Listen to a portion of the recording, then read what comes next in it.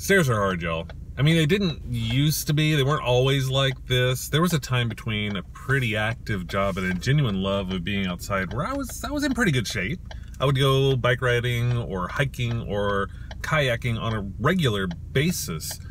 And then I stopped. My Fitbit right now says my average steps are about 2,000 a day. That's horrible. There are a lot of reasons for that, including a pretty decent injury, but at the end of the day, it boiled down to I just decided I didn't have time.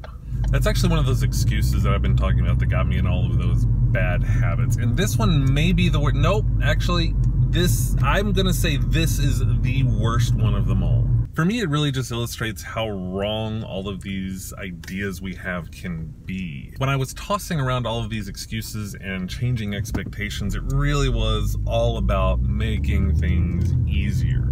If life got too busy, I would just push things back. No big deal, right?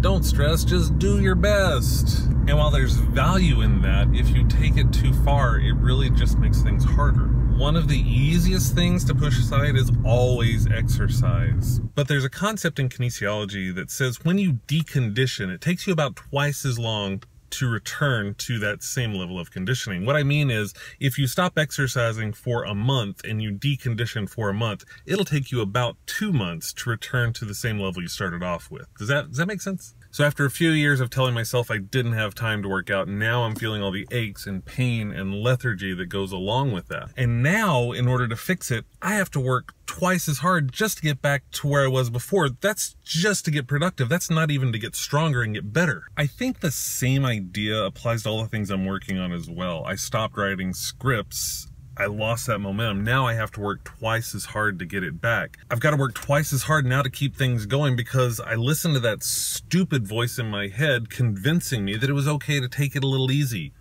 all the time. That little voice inside my head can be really convincing, but I have got to start talking over it because it won't shut up. It's not about finding time for what matters. There's no time to find. We all have the same 24 hours to work with. It's about making space in my life. It's about believing it's important enough, and I'm important enough to put aside that time for the things that matter to me and the things that I love. I know it's not easy.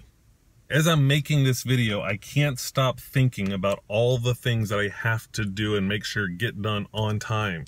It's a lot. It's overwhelming. But you can't grow if you don't change. So it's time to make some changes. And at the end of the day, I'm gonna climb that wall. Maybe, no, that wall.